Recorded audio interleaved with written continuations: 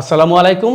সারা বিশ্বের সকল প্রবাসী এবং বাংলাদেশি সবাইকে আমন্ত্রণ জানাচ্ছি প্রবাসী টিভির এখনকার আয়োজনে।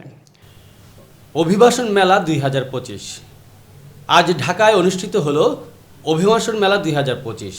ঢাকার টেকনিক্যাল টিচার্স ট্রেনিং ইনস্টিটিউটে এই মেলা অনুষ্ঠিত হয়, যেখানে ইউরোপ থেকে প্রত্যাগত অভিবাসীদের তথ্য প্রদান, পুনর্বাসন সহায়তা ও কর্মসংস্থানের সংযোগ তৈরির লক্ষ্যে ব্যাপক আয়োজন করা হয়। এই মেলার মাধ্যমে প্রত্যাগত অভিবাসীদের আত্মনির্ভরশীল করে গড়ে তোলার উদ্দেশ্যে বিভিন্ন প্রতিষ্ঠান, সংস্থা ও সেবাদানকারী সংস্থাগুলো স্টল স্থাপন করে।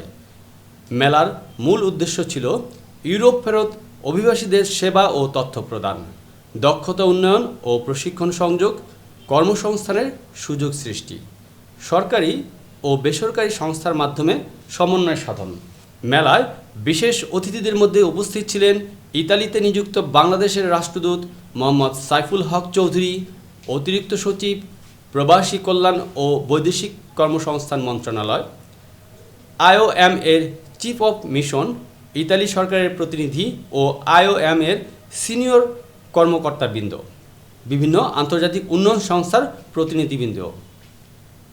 অতিথিবৃন্দ মেলায় অংশগ্রহণকারী স্টলসমূহ ঘুরে দেখেন এবং প্রত্যাগত অভিবাসীদের সেবার মান, সহায়তা ও ভবিষ্যৎ কর্মসংস্থানের পরিকল্পনার বিষয়ে মতামত প্রদান করেন।